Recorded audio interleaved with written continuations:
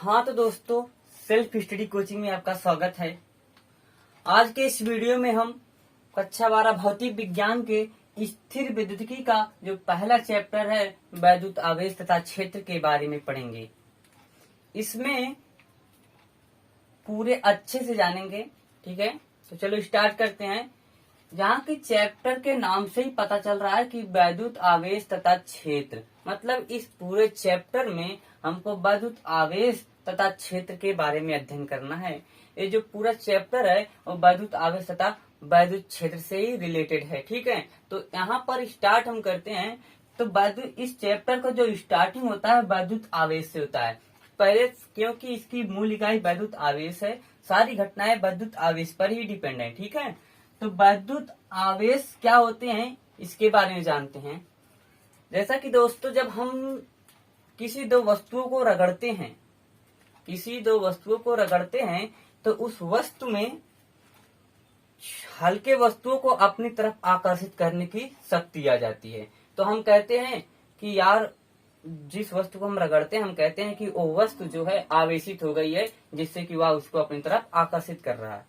यहाँ से हम कह सकते हैं, इससे हम कह सकते हैं कि वैद्युत आवेश जो होता है किसी वस्तु का वह गुण होता है जिसके कारण वह हल्की वस्तुओं को अपनी तरफ आकर्षित अथवा प्रतिकर्षित करता है। तो चलो हम लिख देते हैं यहाँ पर।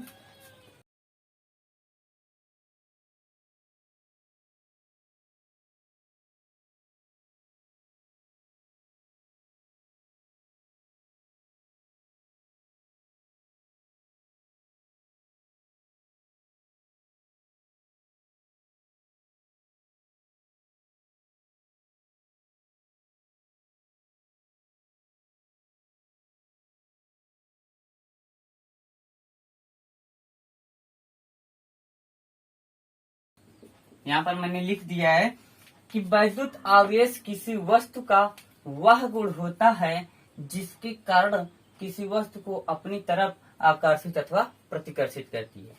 यदि कोई वस्तु आवेशित है तभी वह किसी वस्तु को अपनी तरफ आकर्षित अथवा प्रतिकर्षित कर सकती है, अन्यथा नहीं कर सकती। यदि उदासीन है तो वह किसी भी प्रकार के पदार्थ या तत्व को अपनी तरफ आकर्षित नहीं कर सकती, ठीक है। वैद्युत आवेश। अब वैद्युत आवेश कितने प्रकार के होते हैं, आप ये जनरल सी बात है कि आप लोग सब लोग जानते होंगे कि वैद्युत आवेश दो प्रकार के होते हैं, ऋणावेश धनावेश, ठीक है। ऋणावेश धनावेश दो ही प्रकार के होते हैं, ये तो आप जानते हैं। तो वैद्युत आवेश का मात्रक क्या होता है दोस्तों, वैद्युत आवेश का, क्योंकि किसी राशि को जानने के साथ साथ उसकी मात्रक बहुत इंपॉर्टेंट है। क्योंकि अगर आप लोग एग्जाम या कहीं पर किसी न्यूमेरिकल को सॉल्व करते हैं, यदि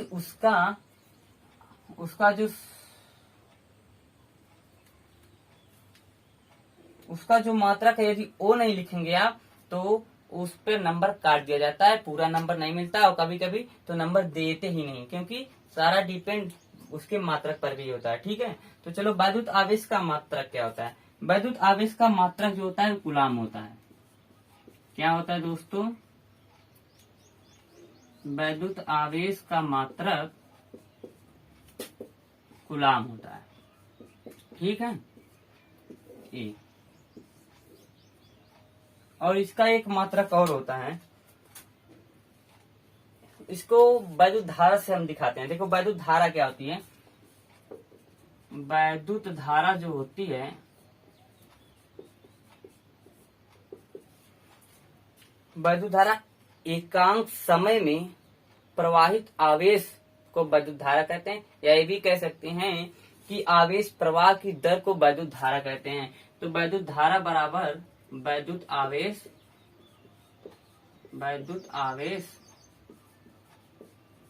अपान समय, ठीक। वैद्युत धारा से यहाँ से देखो इस फार्मूले से हम इसका मात्रक निकाल सकते हैं वैद्युत आवेश का। वैद्युत धारा बराबर होता है वैद्युत आवेश अपान समय। तो यहाँ पर वैद्युत आवेश बराबर क्या हो जाएगा, इस वैद्युत आवेश बराबर ए बटा में है, इधर आएगा तो गुणित हो जाएगा। तो वैद्युत आवेश बराबर वैद्युत धारा गुणे समय। ठीक है, यहाँ से हमको वैद्युत आवेश का सूत्र मिल गया। अब देखो यहाँ से हम इसका मात्रक ज्ञात करते हैं। वैद्युत धारा का मात्रक क्या होता है दोस्तों? एम्पियर होता है। वैद्युत धारा का मात्रक एम्पियर होता है। अब देखो, अब समय का मात्रक क्या होता है? सेकंड होता है। यहां से हमको वैद्युत आवेश का मात्रक एक और मिल गया।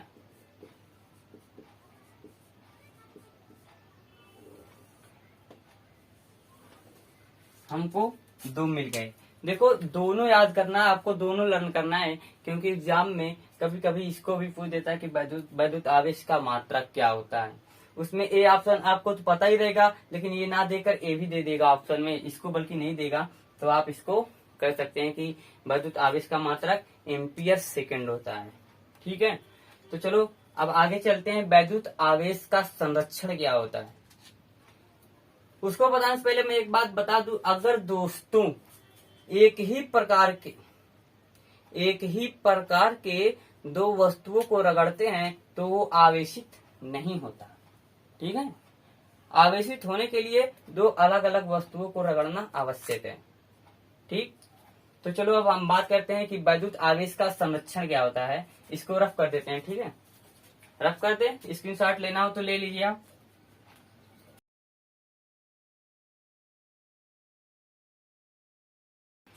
अब यहां से वैद्युत आवेश का संरक्षण क्या है? वैद्युत आवेश का संरक्षण,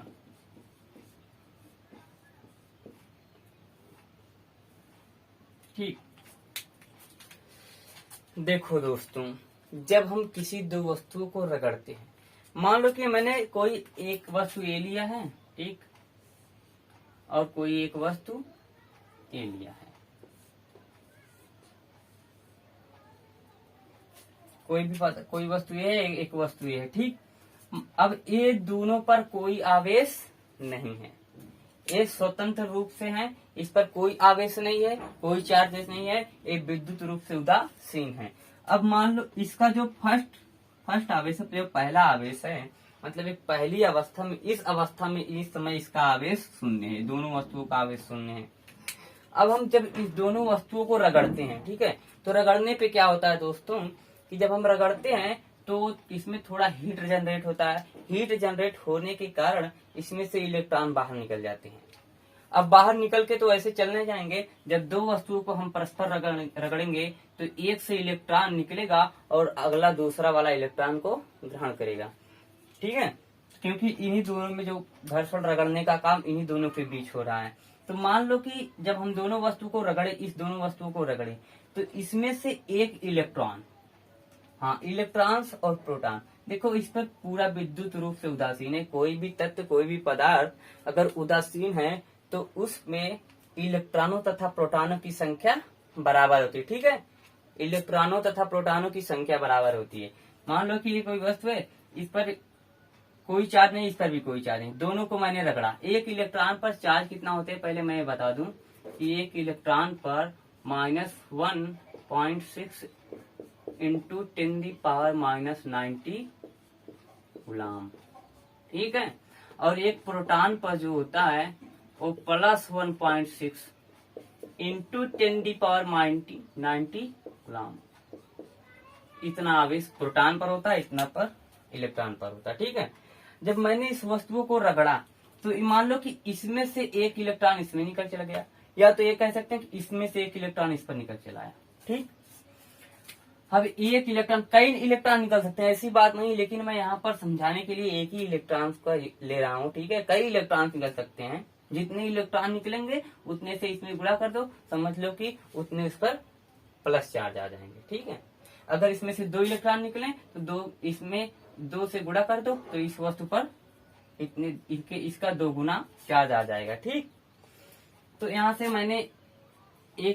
से एक इलेक्ट्रॉन निकला और ये इसके यहाँ पर आके जुड़ गया। ठीक है, एक इलेक्ट्रॉन निकल गया। अब यहाँ पर यहाँ इलेक्ट्रॉन की कमी है और ये इलेक्ट्रॉन है। ठीक है, और यहाँ पर एक इलेक्ट्रॉन की कमी हो गई। जब दोस्तों एक पूर्ण रूप से विद्युत उदासीन है, ठीक, अब जब यहाँ से एक इलेक्ट्रॉन बाहर निकल गया तो इस पर एक प्रोटॉन की अधिकता हो जाएगी। एक प्रोटॉन की अधिकता होने का मतलब कि इस पर इतना चार्ज बढ़ जाएगा। तो मैं लिख दूं कि इस पर कितना चार्ज बढ़ जाएगा, प्लस 1.6 इंटू 10⁻90 माइनस 90 गुलाम। ठीक, इस पर इतना चार्जेस आ गए हैं। ठीक, अब यहाँ पर एक इलेक्ट्रॉन की अधिकता हो गई, एक इलेक्ट्रॉन की अधिकता हो गई तो इसका मतलब कि इस पर इतना चार्ज बढ़ गया, माइनस 1.6 इंटू 10⁻90 गुलाम। ठीक, इस पर इतने चार्ज की बढ़ोतरी हो गई और इस पर इतने चार्ज की कमी हो गई। मतलब इस पर इतना नेगेटिव चार्ज है और इस पर इतना पॉजिटिव चार्ज है। ठीक है, तो पहले हमारा आवेश शून्य था। अब इस स्थिति में हम पूरा अगर कुल आवेश निकालें तो इस दोनों आवेशों को जोड़ना पड़ेगा, है कि नहीं। अगर हमको दोनों वस्तुओं का कुल आवेश चाहिए तो दोनों वस्तुओं के आवेशों को जोड़ना पड़ेगा। तो टोटल मतलब पूरा आवेश, कुल आवेश कितना हो जाएगा, इस दोनों को जोड़ देंगे। यहाँ पर 1.6 इंटू 10⁻90 गुलाम, फिर माइनस, और फिर जोड़ेंगे ना भैया, यहाँ पर जोड़ेंगे और यहाँ पर कितना है 1.690 इतना है। ठीक है, अब मैंने दोनों को जोड़ दिया, दोनों को जोड़ देंगे। यहाँ से माइनस और प्लस का इंटू क्या हो जाएगा,